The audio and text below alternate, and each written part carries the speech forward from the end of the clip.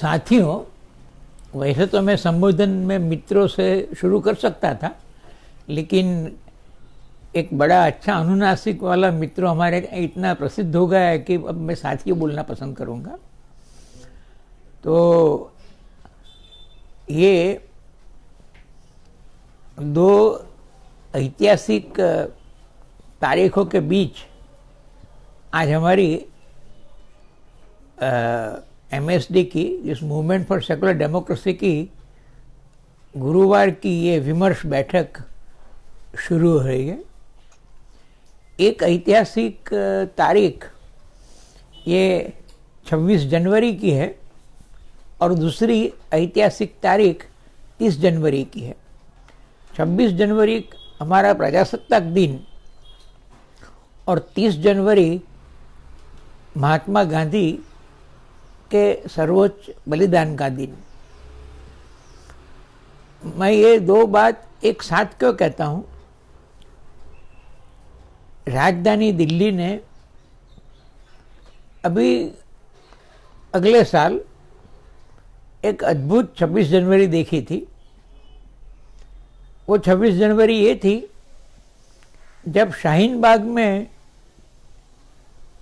के आंदोलन के दौरान 26 जनवरी को ध्वज फरकाया गया। लाल किला और रिपब्लिक डे परेड से अलग जनता का अपना ये एक ध्वजवंदन था। और आप जानते हैं कि शाहीन बाग से जो शक्ति उभरी, बिल्किस बानो ये टाइम वीकली के उस साल के इन्हें गिने चुने गए लोगों में से एक है। तो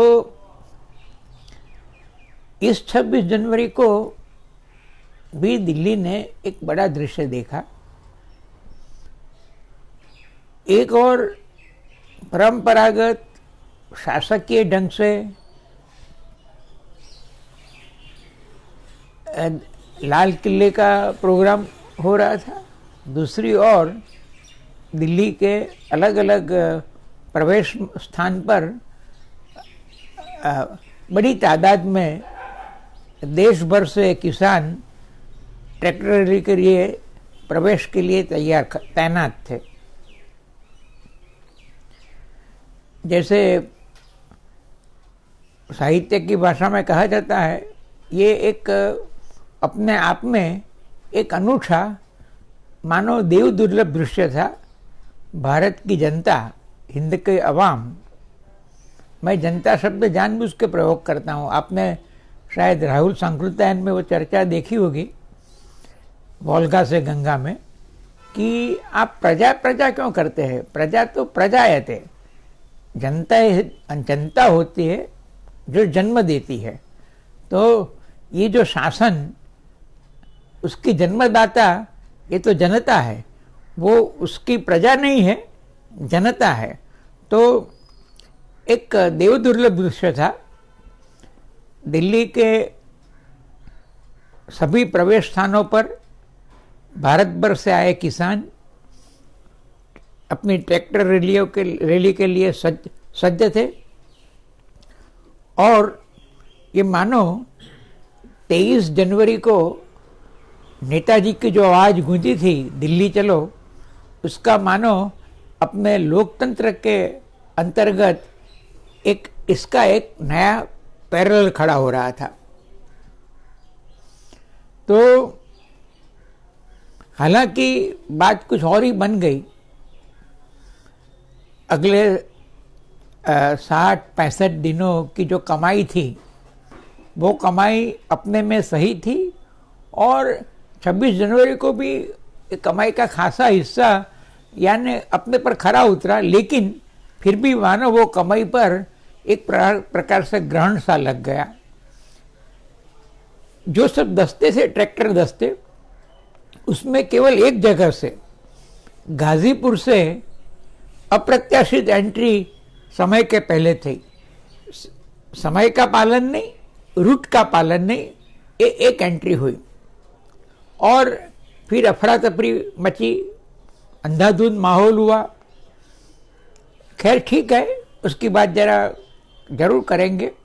लेकिन सारे मीडिया ने इस बात की कोई एक अपने उसमें नोट नहीं ली कि भाई बाकी सब जगह से ट्रैक्टर दिल्ली में यथा समय यथा क्रम उन्होंने प्रवेश किया और यथा समय अपने स्थान पर लौटे, और जो लड़ाई का स्पॉट बता रहे थे, कुछ लाल किले के दृश्य और कुछ अक्षरधाम के पास के, इसके अलावा बाकी दिल्ली में एक बड़े विस्तार में ट्रैक्टर रैली शांति से चल रही थी और प्रवेश के वक्त तो उनका पुष्पहार आदि के साथ लोग स्वयंभू स्वागत करते थे, ऐसा माहौल था जो न बनने लायक बना। हालांकि अप्रत्याशित नहीं था, क्योंकि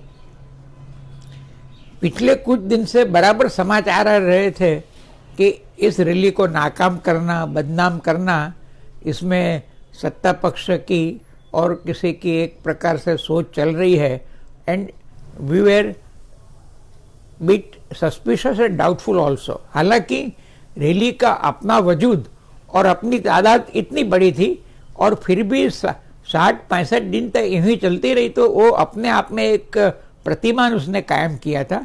लेकिन 26 जनवरी को ये हुआ तो सही। फॉलोइंग इट, ये रैली के आयोजकों ने, जो अधिकृत आयोजक है, उन्होंने देर शाम डिक्लेयर किया कि हम संसद का हमारा कार्यक्रम स्थगित करते हैं। हालांकि वो उसे प्रतीकात्मक तौर भी रखते थे, लेकिन मे भी दो बातें हैं ना। एक तो उनका मॉरल, अपने आप का एक मॉरल ख्याल इतनी ऊंचाई पर से था और इतनी गहराई से था कि उनको शायद किसी सरफरे ने या किसी प्रायोजित तत्व ने ये जो किया, उसका जिम्मा एक आंदोलन के नाते इसके आयोजकों ने लिया। एक बड़ा नैतिक दायित्व उसमें काम कर गया, तो उसकी तो हम सराहना करेंगे। लेकिन इस प्रकार की जब प्रायोजित हिंसा होती है, तब नैतिक दायित्व के साथ साथ आंदोलनकारों को और आम जनता को एक जरा ब्रॉड व्यू लेना चाहिए, एक व्यापक रूप से सोचना चाहिए कि बात तो अगर सही है तो उसको प्रतीकात्मक ढंग से भी क्यों न कही जाए, ये एक सोचना चाहिए था। हालांकि I am all praise for their moral considerations. आज के सत्ता प्रतिष्ठान के पास जो मॉरल कंसिडरेशंस नहीं है, और जो मॉरल कंसिडरेशंस काफी वक्त से हम देख रहे हैं कि सारे गोदी मीडिया ने खत्म कर दिया है। I mean, it was sickening, and actually it was a mixed feeling, both of agony and anger, कि आप गोदी मीडिया से सुनते जाइए, वो कहते हैं कि देखिए महात्मा गांधी ने क्या किया था। ऑल राइट, महात्मा गांधी ने क्या किया था, तो महात्मा गांधी ने काफी बातें की थी। गोदी मीडिया और सत्ता प्रतिष्ठान उसमें से एक भी बात पर खरे उतरने का साहस रखते हैं। फिर महात्मा गांधी ने लोगों में हुई हिंसा का नकार करते हुए, निषेध करते हुए और अपना दायित्व घोषित करते हुए सरकार की हिंसा को कभी कंडोन नहीं किया था। Here we were, I mean, in and out, ये सारे मीडिया वाले बाय एंड लार्ज और सत्ता प्रतिष्ठान के साथ संलग्न लोग एक प्रकार से हमें कोस रहे थे कि आपने क्या किया गांधी का। हाँ भाई, गांधी का क्या किया, आपने क्या किया बताइए।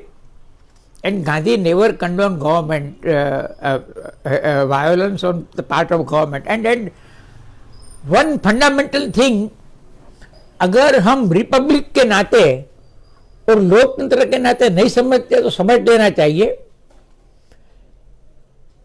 कि भाई स्टेट है, it's a proved fact, and every student of political science knows and understand it कि state is after all organized violence.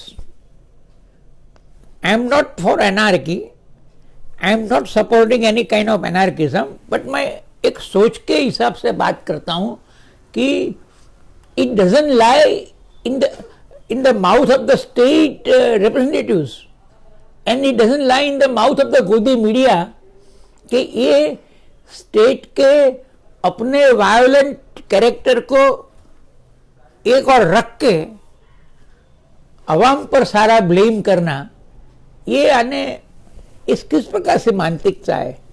Do you expect this from our elected representatives, particular the ruling party, कि आप प्रजासत्ताक दिन पर, आप गणराज्य दिन पर आप लोगों को ये पेश करेंगे?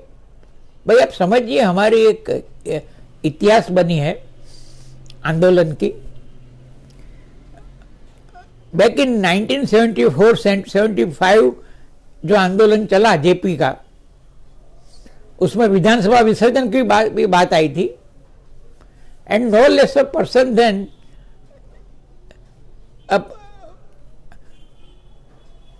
A.G. Nurani, known for his legal and constitutional understanding, he said कि भाई विसर्जन की मांग क्या है? पॉलिटिकल सॉवरेन, आपकी जो राजकीय प्रभुसत्ता है, मतलब जनता, चुनने वाले लोग, तो political sovereign is, I mean, in an appeal mode. The political sovereign is an appeal mode towards legal sovereign. तो ये लीगल आपकी चुनी हुई सरकार है, usually we go by the rule, इसमें तो कोई शक नहीं है। बट चुनी हुई सरकार, all said and done, it is a legal sovereign, while the real political sovereign ये जनता है। और पॉलिटिकल सॉवरेन की ओर से ये लीगल सॉवरेन के पर अपील जा रही है कि आपको हट जाना चाहिए, आपको सोचना चाहिए। तो ये अगर हम जमहूरियत को बनाए रखना चाहते हैं तो there are certain games of the certain rules of the game, कबूल, लेकिन all your rules of the game will turn basically redundant अगर आप अवाम की बात को नहीं सुनेंगे। आप ये समझ लीजिए, तो 26 जनवरी को इस दिन रिपब्लिक डे का जो बड़ा संदेश आया, ये in spite of a great mischief and chaos following it, आंदोलनकारों ने संयम बरता, नैतिक दायित्व का लिहाज किया और इस मायने में हमको एक ख्याल आया, we have developed a perception now which should be accepted everywhere but is not being that much expected, कि भाई आपका लोकतंत्र, आपका गणतंत्र, आपकी चुनी हुई सरकार और ये आपके ये माध्यम हो, ये सब बेमानी हो जाते हैं जब आप जनता के साथ संवाद करके समाधान करना, उसकी बात समझना, ये आप छोड़ देते हैं। एक मायने में अगर पिछले 100-150 साल के उसके पर देखें तो गांधी का आंदोलन, फिर जेपी का आंदोलन, और ये एक तीसरा या चौथा दौर चल रहा है जिसमें लोग इतने जानी हुई प्रतिभा, हालांकि बेसिकली सब अच्छे लोग हैं, लेकिन जिस माने में गांधी एक जानी हुई मानी हुई शख्सियत थे या जयप्रकाश एक जानी हुई मानी शख्सियत थे, अब एक माने में जो विनोबा कह रहे थे गण सेवकत्व का दौर चल रहा है कि नाने छोटे मोटे सब इसके माइक्रो स्टरिंग्स और कहीं इकट्ठा होना और आना, यानी कोई एक नेता जिसका नाम सारा देश जानता है और अपील होती है और लोग चलते हैं, ऐसे नहीं, लेकिन एक स्वयंभू छोटे मोटे नेता है, जरूर है, कमेटियां हैं, सोच चलती है, उसके मैसेज सबको आते जाते हैं, it's all right, but all said and done, I think as people of India, we have progressed a little more, bit by bit, inch by inch हम आगे जा रहे हैं. There is no Gandhi, no JP, but Hindustan का अवाम अपने को गठित और उद्युक्त पा रहा है. तो ये कोई सामान्य बात नहीं है. हालांकि ये लंबा दौर है.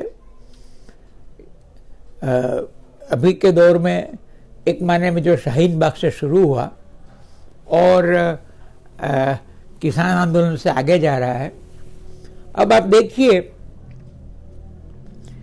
आंदोलनकारी कितने जागृत थे. गोदी media doesn't care to show it, लेकिन जब अपने बीजेपी संधान के लिए नामी ये दीप संधू जिस प्रकार हरकत कर रहे थे तो आंदोलनकारी उनको मना कर रहे थे.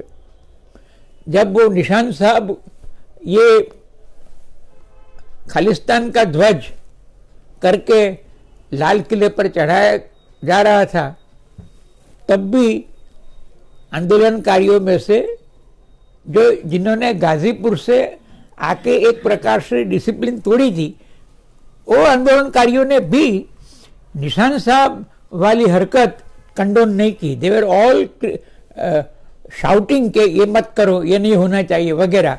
तो ये it is a great thing कि आपको ये ख्याल है कि भाई हम तिरंगे की शान में क्यों मानते हैं, कैसे मानते हैं. अब अपने गोदी मीडिया तो आजकल नागपुर के साथ अपने को एक प्रकार से क्लोज मानती है. भाई नागपुर को क्या पता, आज़ादी के 50 साल बाद तक तो वहाँ तिरंगी ध्वज था ही नहीं उनके पास. वो दे डिडंट टेक. कितने आप उनके गुप्त मंडलों की चर्चा जो बाहर आती है अगर सुने तो भगवा ध्वज जो उनका संस्था का ध्वज था, विच देर एंटाइटल, इसमें कोई तकरार नहीं करेंगे, आप करते ले ठीक. बट ये राष्ट्रध्वज है और तिरंगा राष्ट्रध्वज नहीं है, इस प्रकार की एक चर्चा और मानसिकता. नाउ अब तो ये सारी बात बदल गई. अब Bhagwat from all the way to Nagpur descends to Ahmedabad and attends his organization's office or he unfurls national flag. So how will you look at it? दो सिरे से देखा जाए. आप अगर मैं और आप चैरिटेबल व्यू लेना चाहते हैं तो अच्छा है कि भाई ये एक पुनर्विचार की प्रक्रिया शुरू हुई है. लेकिन अगर क्रिटिकल व्यू से जो नज़र से देखते हैं तो उनके जो सारे कार्यकलाप है आज भी, उसके हिसाब से ये तो केवल एक दिखावा रह जाता है. पुनर्विचार का दौर है तो स्वागत करेंगे, लेकिन अभी तक तो इसका कोई एहसास हमें नहीं है. मैंने 23 जनवरी, 26 जनवरी और 30 जनवरी का उल्लेख किया। आप जानते हैं संघ परिवार नेताजी को भी खास एक प्रकार से आगे करना चाहता है। ये तो चुनाव का तकाजा था कि Modi ji descended to Kolkata to begin Netaji 125th ये पूरा समारोह शुरू करने के लिए वहाँ गए। हालांकि वो तो चुनाव था, वो नेताजी ने कहा था कि तुम मुझे खून दो, मैं तुम्हें आज़ादी दूंगा। अपने मोदी जी ने कहा कि मुझे मत दो, मुझे मत दो तो मत दो भाई, मैं नहीं देंगे, इसमें क्या है मुझे मत दो तो मैं आपको समृद्धि दूंगा। अब कहाँ समृद्धि इज डिफाइंड बाय नोटबंदी anyway, but all said and done Netaji की जो सोच थी, हालांकि नेताजी के साथ 100% सम्मत होना, गांधी जी के साथ 100% सम्मत होना, ऐसा कोई हमारा स्टैंड नहीं है। My stand and contention is कि आप गांधी और नेताजी की बेसिक बात को अगर समझते हैं तो आपके संगठन की जो विचारधारा की सोच है उसकी कोई बुनियाद नहीं रहती है। Yes, I will have differences with Netaji, I will have differences with Gandhi ji. कोई हमने तो we have doubted even Ishwar existence, तो ये तो कोई ईश्वर का अवतार है ही नहीं। But with all our criticism of Netaji and Gandhi ji, all said and done, इनकी जो बेसिक सोच थी देश की एकता के लिए, भाईचारा की भूमिका और इसके खिलाफ ये हिंदू नेशन का ख्याल, ये कहाँ एक साथ जाएंगे। अब टैगोर को भी लाते हैं बीच में। आई विविडली रिकॉल कि अपने 2-3 साल पहले अपने विज्ञान भवन व्याख्यानों में सरसंघचालक भागवत ने ये रविंद्रनाथ के प्रबंध स्वदेश समाज का जिक्र किया था। आप स्वदेश समाज पढ़ जाइए, कहीं भी अंदर हिंदू राष्ट्र नहीं है। ये कहते हैं कि हिंदू राष्ट्र हमारी बेसिक सोच है, हमारी फंडामेंटल एक बुनियादी मान्यता है और आस्था है। तो फिर why the hell you are taking name of Gandhi, Netaji, Tagore? Either you give us enough proof that you are rethinking, that you are reconsidering all your basic postulates. Otherwise, this simply becomes a facade. तो ये 23 जनवरी से 30 जनवरी का जो दौर है, आप देखिए how great were these persons. Netaji had differences with Gandhi. He left country on a different route. लेकिन वहां गए तो ब्रिगेड बनाई, तो गांधी ब्रिगेड बनाई, नेहरू ब्रिगेड बनाई। एक्चुअली गांधी जी को राष्ट्रपिता संबोधन पहले नेताजी ने किया बैक इन 44, आई थिंक जुलाई 44 में ये उन्होंने। अब ये नेताजी है और ये गांधी है जो एक अनुश्रुति के अनुसार विभाजन के समय ये बात करते हैं कि अगर सुभाष होते तो सुभाष विभाजन की उसके पर सम्मत नहीं होते and that would have made him happier. तो ये मैं आपको क्या कहता हूँ कि ये सुभाष और गांधी, इनकी इतनी एक ग्रेटनेस है और इनकी इतनी एक विचार शुद्धि है जो अपने आप में एक मिसाल है। तो इसके बीच 26 जनवरी का आना और 26 जनवरी को किसान आंदोलन में एक प्रकार से हाल अभी थोड़ी स्थगितता मालूम होगी, फिर भी नैतिक दायित्वपूर्वक आगे बढ़ने का उनका संकल्प, इसकी हम सराहना करते हैं। और ये आंदोलन को किसान आंदोलन कहा, लेकिन बेसिकली इसको जन आंदोलन कहना चाहिए, क्योंकि स्वराज के बाद किसानों का गठित होना और एक व्यापक सोच से उनका समर्थन होना, ये एक नई बात बन रही है। और खास करके वैश्विकीकरण के दौर में जो नए सवाल खड़े हो रहे हैं उसके संदर्भ में किसान आंदोलन काफ़ी वैचारिक संस्करण और पुनर्विचार की एक भूमिका लेके आया है। तो ये सारे देश का, अब मैं आपको बताऊं कि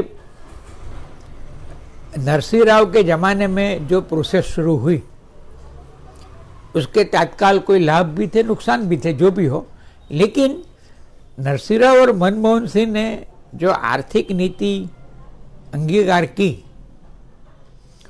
हालांकि उसके आसार तो इंदिरा जी प्रधानमंत्री थी और प्रणब मुखर्जी नाना मंत्री थे उस समय ही दिखने लगे थे। जब इंदिरा जी का जो तीसरी पारी शुरू हुई 77 में, उसके बाद 1-2 साल में ही प्रणब मुखर्जी ने जो बजट किया था वो वर्ल्ड बैंक की डिज़ाइन के मुताबिक एक चेंज ओवर का ही था और द प्रोसेस है स्टार्टेड। बीच में जरा रुकावट आई, फिर नरसिंह राव मनमोहन सिंह ने वो लाइन ली और ये आगे चला। और यानी उसकी तो ये क्या तारीफ करे, जब प्रणब मुखर्जी ये करने गए,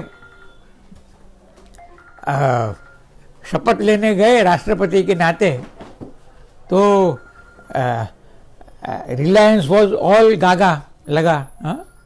तो और फिर विद दिस गागा लगा ट्यून इन प्रणब मुखर्जी नागपुर भी पहुंच गए और गागा लगा, वो भारत रत्न भी हो गए। और मोदी जी कहते हैं कि प्रणब दा को प्रधानमंत्री पद का चांस एक गांधी डेस्टिनी का इसके कारण डेस्टिनी, हाँ भाई गंवाना पड़ा और गांधी अब ये जो नेहरू गांधी थे उसके तो हम क्या करें, वो अपना आयुष्य लेके आएंगे और अपना आयुष्य लेके जाएंगे। कांग्रेस को भी सोचना होगा कि वो क्या। मेरा ये प्रश्न नहीं है, मेरा प्रश्न ये है कि ये जिसके आसार इंदिरा जी की तीसरी पारी में दिखने लगे थे, और तीसरी या चौथी पारी जो भी आप कहें, जो कि 66 में जब वो आई तब तो वो टेम्परवारी थी ना, इसलिए मैं नहीं गिनता हूँ। बट ये जो उनकी तीसरी या चौथी पारी, उसमें जिसके आसार दिखने लगे थे और जो नरसिंह राव मनमोहन सिंह के साथ पूरा उसका ये कलाप खुलने लगा, तो ये पिछले 30 साल 20 साल कोई उसके पर राष्ट्रीय बहस नहीं हुई है। Congress party change it overnight, कोई राष्ट्रीय बहस नहीं।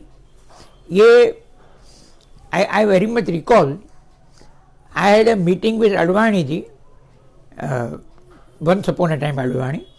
तो ये मैंने पूछा उनको, अपने यहाँ के अहमदाबाद के मेयर साहब के यहाँ मिलना हुआ था उनको, तो मैंने पूछा कि आप कहते हैं कि काफ़ी सालों के बाद नरसिंह राव के रूप में एक अच्छे प्रधानमंत्री देश को मिले, लाल बहादुर शास्त्री के बाद नरसिंह राव के रूप में एक अच्छे प्रधानमंत्री मिले हैं, और आप ये भी कहते हैं कि जो आर्थिक नीति नरसिंह राव और मनमोहन सिंह ने जो रास्ता लिया है वो बेसिकली आपकी पॉलिसी है, तो फिर why the hell you are maintaining a different party, join it. क्योंकि आप दो बात कहते हैं कि ऐसा प्रधानमंत्री शास्त्री जी के बाद पहली बार मिला, और दूसरा ये कहते हैं कि हमारी आर्थिक नीतियाँ जो थी हम तो पहले से कहते थे, ये आपने स्वीकार किया है। If it is so, why the hell you don't join Congress, या तो कोएलिशन कर लीजिए। तो अडवाणी जी ने मुझे कहा कि ये हम नहीं कर सकते क्योंकि ये हमारी नीतियां हैं लेकिन हमारी पहचान नहीं है। हमारी बुनियादी पहचान ये हमारे हिंदुत्व में है। So and since there can be no compromise in Hindutva, so we will not join Narasimha Rao और Congress. That's what Advani ji told मी।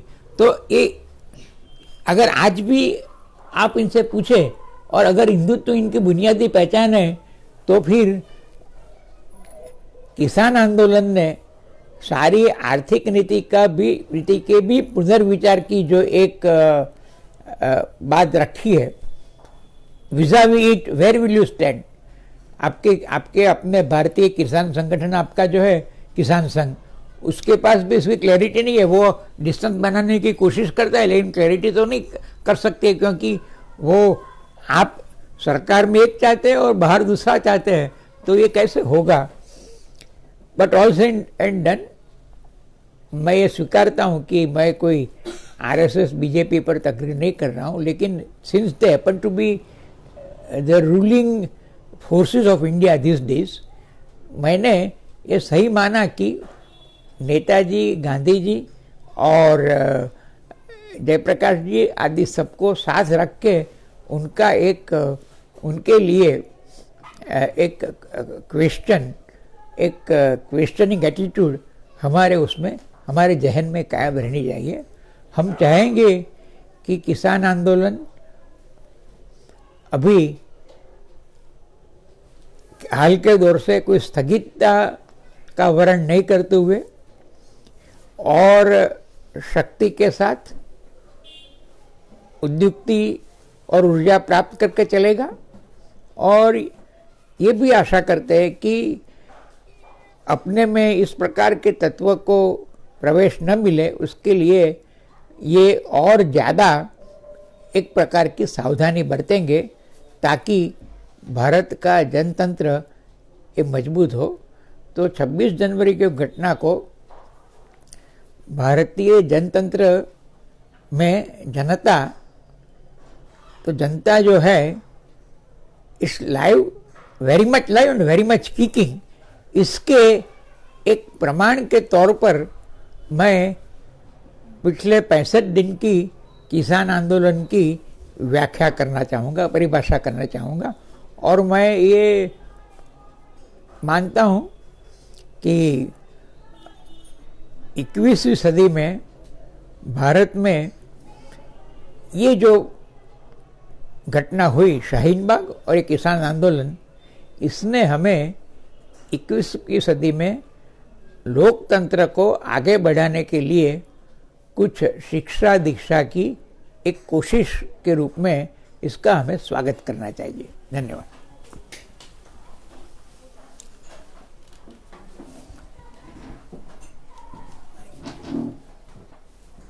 લાંબુ બોલ્યો કેટલા 30-40 મિનિટ થી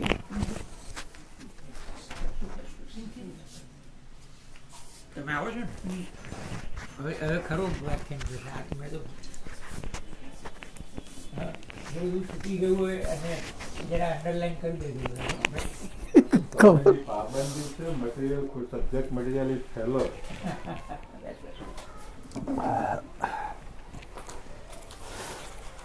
એ દીપ સિદ્ધુ ને નામનું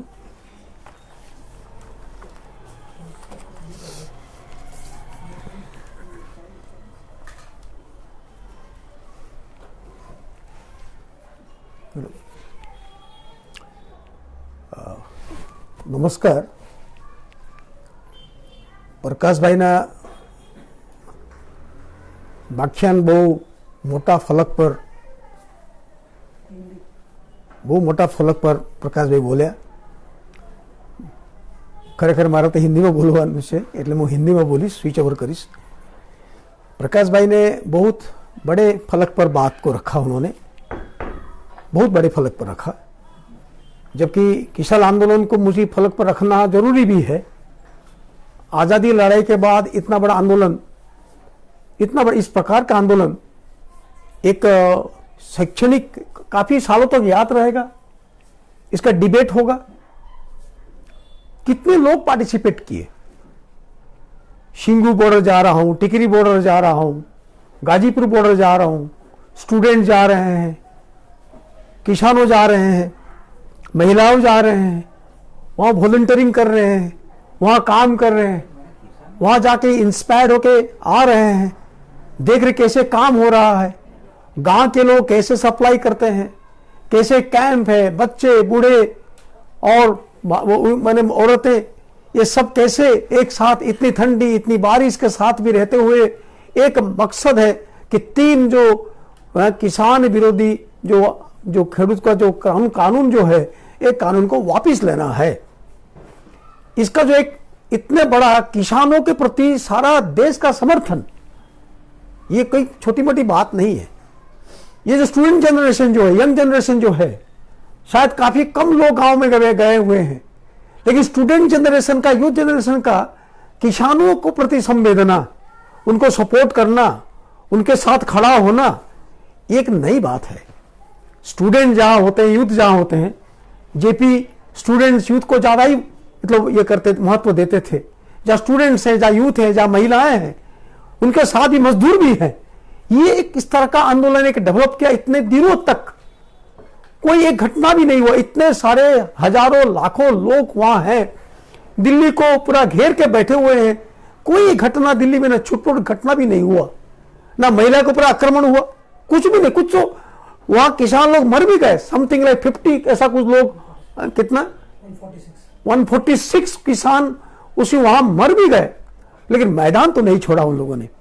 बात इतना ही था कि हम लोग ये आंदोलन को, ये 3 जो कानून है इसको वापस लो, और बस हम 26 तारीख को भी हम खेडूत लोग जो हैं, खाली खेडूत लोग नहीं है, खाली किसान लोग नहीं है, भारत का जनता जो है वहां इकट्ठा हुआ है, वो भी एक रिपब्लिक डे में एक परेड करेगा, अपने बातों को बताएगा, ताकि सत्ता तक जो है वहां पहुंचेगा।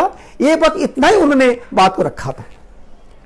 ऐसे तो सरकार ने तरह तरह की जो निगोशिएशन के जरिए में बातचीत की, सुप्रीम कोर्ट के जरिए बात करने की कोशिश की, जो मेंबरों को रखा गया वो भी कानून के तरफी वाले लोग भी हैं, ताकि वो कानून के बारे में बात ही नहीं हो।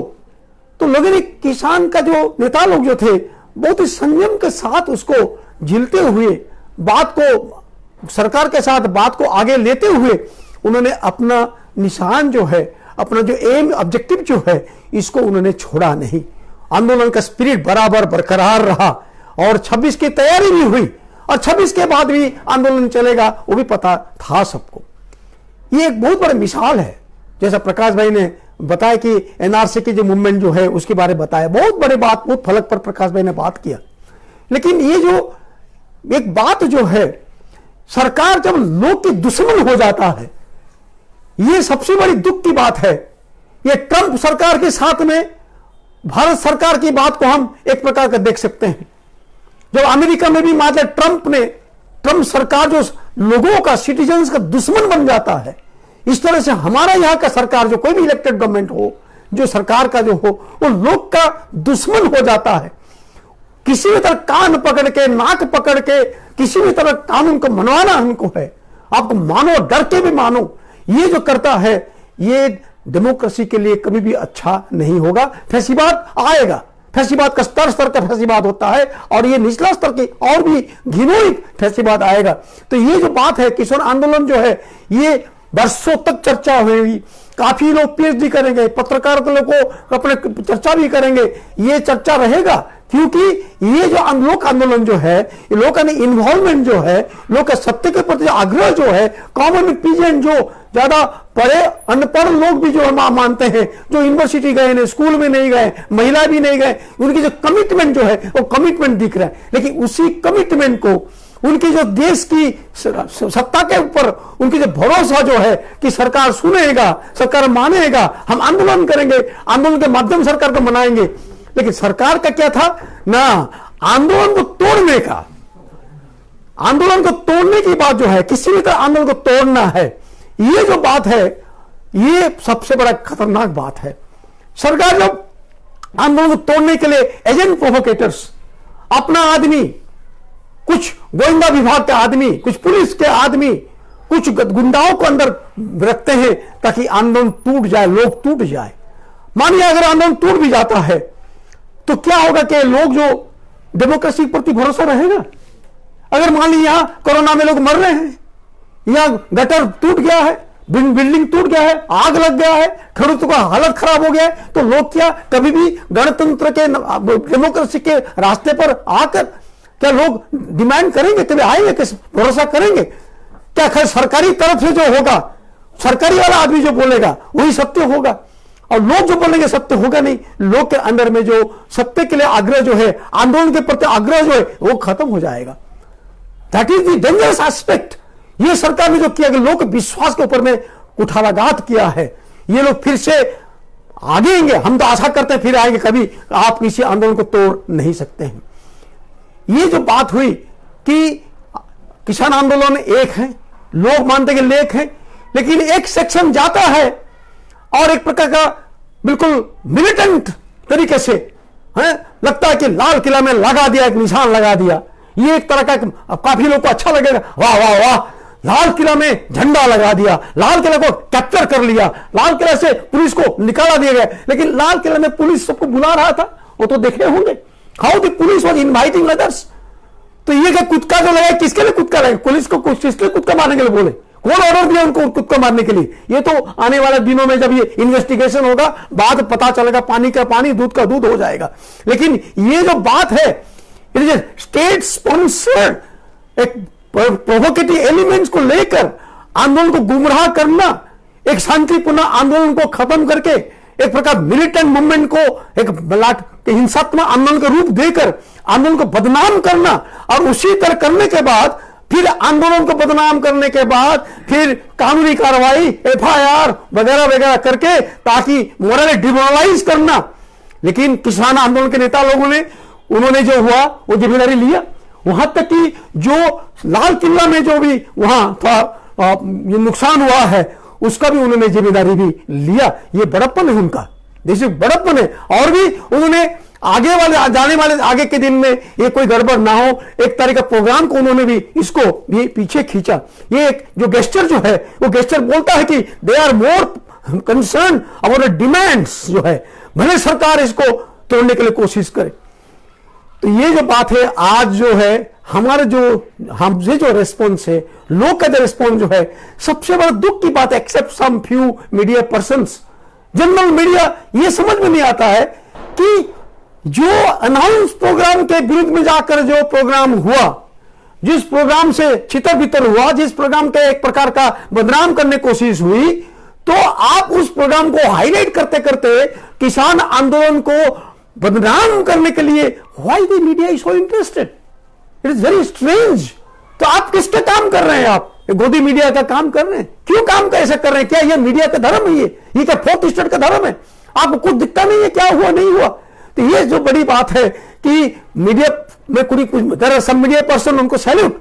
जैसे रवीश कुमार जी ने जब चर्चा हो रहा था, उन्होंने बताया कि जो खेडूत आंदोलन का बोल रहे कि जो 10 बजे का जो ट्रैक्टर रैली जो था उसको दिखा रहे हैं, ये इतिहास बनता आने वाले दिनों में। एक प्रकार का बता रहे हैं जो लाल किले के पास जो हो रहा है, और बता रहे हैं कि पीसफुली ट्रैक्टर मार्च चल रहा है, वो बता रहे हैं ये इतिहास बनने वाला था। लेकिन ये इसी को एक स्पॉन्सर्ड प्रोवोकेटिव एजेंट को देकर बनाया गया ताकि किसान आंदोलन को तोड़ दिया जाए। तो इसीलिए मुझे याद है प्रचार ये जो है, हम लोग जो ये 1975 इमरजेंसी से पहले जो एक रेलवे आंदोलन हुआ था, आप लोगों को याद होगा, उसमें जज फर्नांडिस नेता थे और इंदिरा गांधी उस टाइम पे पावर में थे। तो रेलवे आंदोलन में रेलवे कर्मचारी जो हैं, उनकी तो प्रॉब्लम्स हैं, आप जानते हैं उनको प्रॉब्लम्स हैं, लेकिन उनकी जो एक ट्रेड यूनियन में जो वर्किंग क्लास का अंदर में जो प्रकार का कल्चर होता है, वो कल्चर कभी नहीं बराबर नहीं होता है। कुछ करप्ट लोग भी होते हैं, उसको लेकर रेलवे को लेकर लोगों के विरुद्ध में एक मानसिकता भी होता है, क्योंकि टीटी वाले जो पैसा वैसा मांगते हैं उसके लिए उनको लोग उसको पसंद नहीं करते हैं। तो उसी को फायदा लेकर इंदिरा गांधी ने रेलवे आंदोलन के खिलाफ में प्रचार किया, और लोग ने माना कि ये जो लोग जो रेलवे वाले आंदोलन कर रहे हैं, अपनी सुविधा लेकर आंदोलन करते हैं, इतना करप्ट है। और ये करने के बाद लोगों को सपोर्ट जो मिलना था नहीं मिला, और बाद में इमरजेंसी आया। लेकिन ये इस बार ये नहीं हुआ। किसान आंदोलन में जो मैं आज पहले से बोला, जो अभूतपूर्व जो है लोगों का सपोर्ट जो है, ये एक बहुत बड़ी बात रही। तो इसीलिए कि ये मान लीजिए कि ये जो बात है, ये जो सॉरी कि ये जो बार बार जो आ रहा है काफी, दीपचंद जो सूद दीप सिंधु जो है, दीप सिद्धू जो है, जो बड़ा हीरो करके आए, अभी बड़ा हीरो बनकर आए, और वो उनको इंस्टिगेट किया, वो ड्राइविंग किया। लोगों का साइकोलॉजी क्या होता है, कुछ लोग जाते हैं उसके पीछे लोग फॉलो कर लेते हैं, ये एक मॉब साइकोलॉजी है। ये लोगों को हम इसको ज्यादा हम कुछ बोलते नहीं है, जो लीडरशिप में आ जाते हैं, जो मूवमेंट को ले जाते हैं तो बाद में उसके ड्राइव कर लेते हैं। ये दीपचंद जो है, ये उनका फोटोग्राफ मोदी जी के साथ है, उनका फोटोग्राफ है जो सनी देओल MP है अभी, उनके साथ है। अगर मान लीजिए एक पत्रकार ने सवाल उठाया, अगर ये फोटोग्राफ अगर सोनिया गांधी के साथ होता, अगर ये फोटोग्राफ अगर राहुल गांधी के साथ होता, तो क्या बोलते ये तो कांग्रेस ने करवाया, कांग्रेस ने करवाया, तो अभी बोलेंगे नहीं ये हमारा आदमी नहीं, हमारा आदमी नहीं है। तो ये कहां से आया भाई, कहां से टपका, ये कैसे हीरो बन गया? जो लोग इतने बड़े बड़े दाढ़ी वाले बुढ़े लोग जो आंदोलन कर रहे हैं वो कोई दिख नहीं रहे, ये नौजवान आ गया और नेता बन गया। और ये जो लोग सवाल कर रहे हैं वो ट्रैक्टर छोड़ के दौड़ के भाग रहा है। दिस इज विजुअली रिकॉर्डेड, बहुत सारे विजुअली है, बहुत सारा बात है। जब पूरा इकट्ठा होगा ये आएगा, कोई ना कोई करेगा, पूरा सत्य सत्य पूरा से पूरा आएगा। तो ये दीपचंद सिद्धू को किसने इम्प्लांट किया, कितने पुलिस को इम्प्लांट किया गया, कितने और जो एंटी मूवमेंट फोर्स इम्प्लांट किया गया, तो भी मूवमेंट का जो है उन्होंने दिमाग को खाया। उन्होंने जो ट्रैक्टर रैली चल रहा था उनको पीछे बुला लिया, उन्होंने उसको वापिस बुला लिया, डिजोन किया उन्होंने। क्योंकि ये जो क्या नाम उनका नाम जो पन्नू ग्रुप जो कह रहे हैं, पन्नू ग्रुप जो है वो डिसीजन मानना चाहते नहीं थे। तो ये सब घटना हुई। तो ये फार्मर एजिटेशन जो है, फार्मर एक्ट को ये करने के लिए जो हुआ है, ये बहुत बड़ा एक प्रकार मिसाल हमारे सामने है। हमारे ये अपप्रचार जो है, अभी ये गांव लोग उसका बोला जा रहा है कि इनको निकालो, अपनी जो जगह में बैठे हुए कैंप बना रहे हैं इनको निकालो। ये शुरू हो गया है, घिनौनी काम शुरू हो गया। वही गांव वाले खाना वाना देते थे और एक दिन में इतना बदल जाता है कि जो लोग रेस्पॉन्सिबल नहीं है इसके लिए, तो लोग क्यों इसको बोलेंगे? अगर इसके पीछे कोई और प्रेशर नहीं होगा तो ये जो वेरी घिनौनी, बहुत ही हेटेड टाइप ऑफ जो टैक्टिस जो है सरकार का, खाली ऑन डेमोक्रेटिक नहीं है, खाली फैसिस्टिक नहीं है, डरावाने वाली बात नहीं है, सुप्रीम कोर्ट को अपने हाथ में लेकर करने की कोशिश भी नहीं है, सब कुछ नहीं। लेकिन जिस तरह से एक 3 फार्म एक्ट को विड्रॉ नहीं करना है, इसीलिए इतना प्रकार आपको काम करना पड़ेगा, इतना प्रकार काम आप कर रहे हैं। तो ये 3 फार्म एक्ट में और क्या है भाई? आप क्या WTO के सामने पूरा बिक्री हो गए हो? आपका देश को कंप्लीटली उनके सामने सरेंडर कर दिए हो? तो व्हाई आर सो पीपुल का रेजिस्टेंस के सामने, व्हाई दिस गवर्नमेंट 3 फॉर्मेट को करना ही चाहता है? ये इतिहास याद रखेगा। ये ट्रंप भी ऐसे ही क्या बोलते हैं इसको प्रकार डेमागोग होकर अमेरिका में करने की कोशिश की, उनकी राज नहीं रहा। अजी इंपीचमेंट की बात चल रही है और कुछ लोग जो ट्रंप के रिपब्लिकन पार्टी के लोग जो हैं वो इंपीचमेंट में करने चाहते नहीं है, ताकि इंपीचमेंट होगा तो ट्रंप के सामने और बाकी लोग पकड़े जाएंगे। तो ये क्या ऐसा है कि आप इसे लेसन नहीं ले रहे हो मोदी जी? ये तो आप तो ट्रंप के बड़े, आप तो क्या बोलते हैं, आपकी सरकार, ट्रंप सरकार की आप प्रचार करते थे, आपकी उसी के हाल तो देखिए अभी। तो आपको लगता नहीं है दुनिया में क्या लोक आंदोलन चल रहा है? क्या यही अंत है? यही एंड, ये आप चाहते यही एंड डे है क्या? तो लोग जागेंगे, आप और उठेंगे और आंदोलन करेंगे और हक बात लेकर रहेंगे। और हम जो लोग जो हैं, हम इस चीजों को लेकर हमको सपोर्ट करना है, वो हम लोग मिसगाइडेड नहीं रहेंगे। ये जो प्रोपेगेंडा जो है, मीडिया का प्रोपेगेंडा जो है, आंदोलन के खिलाफ जो प्रोपेगेंडा है, हम इसमें मिसगाइडेड ना होते हुए हम जिस तरह से मूवमेंट को सपोर्ट करते थे, इसको स्ट्रेंथनिंग करते थे, ऐसे ही स्ट्रेंथनिंग करेंगे। बस इतना कहकर ही मैं अपने बात को यहाँ खत्म कर रहा हूं।